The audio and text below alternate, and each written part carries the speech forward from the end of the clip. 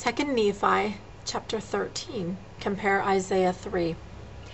For behold, the Lord of hosts, doth take away from Jerusalem and from Judah the stay and the staff, the whole staff of bread, and the whole stay of water, the mighty man and the man of war, the judge and the prophet, and the prudent and the ancient, the captain of 50, and the honorable man, and the counselor, and the cunning artificer, and the eloquent orator. And I will give unto them to be their princes, and babes shall rule over them.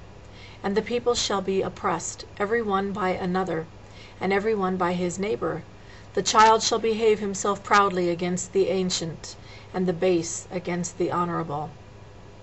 When a man shall take hold of his brother of the house of his father, and shall say, Thou hast clothing, be thou our ruler, and let not this ruin come under thy hand. In that day he shall swear, saying, I will not be a healer, for in my house there is neither bread nor clothing. Make me not a ruler of the people. For Jerusalem is ruined, and Judah is fallen, because their tongues and their doings have been against the Lord, to provoke the eyes of his glory. The show of their countenance doth witness against them, and doth declare their sin to be even as Sodom, and they cannot hide it. Woe unto their souls, for they have rewarded evil unto themselves.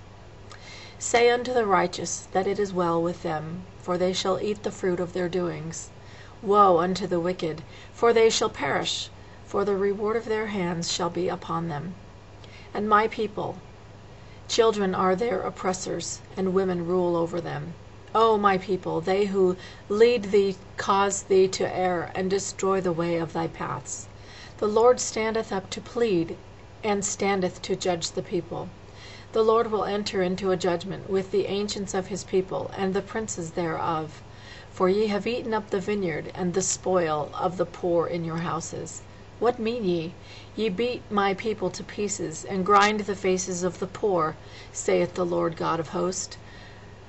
Moreover the Lord saith, Because the daughters of Zion are haughty, and walk with stretched forth necks, and wanton eyes, walking and mincing as they go, and making a tinkling with their feet.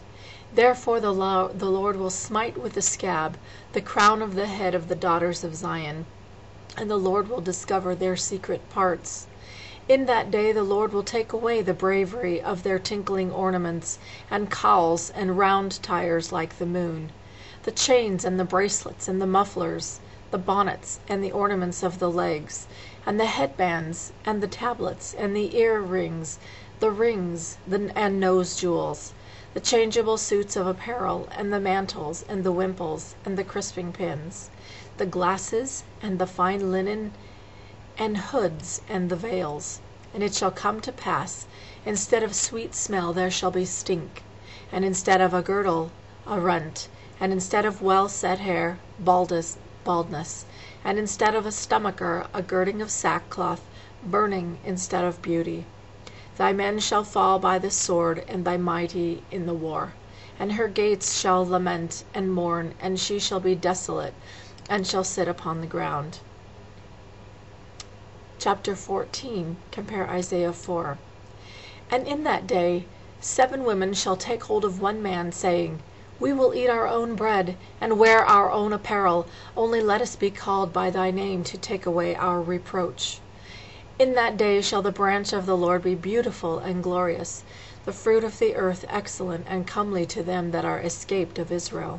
And it shall come to pass, that they that are left in Zion and remain in Jerusalem shall be called holy, every one that is written among the living in Jerusalem.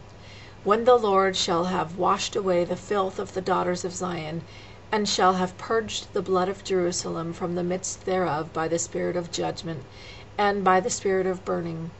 And the Lord will create upon every dwelling place of Mount Zion, and upon her assemblies, a cloud, and smoke by day, and the shining of a flaming fire by night. For upon all the glory of Zion shall be a defense.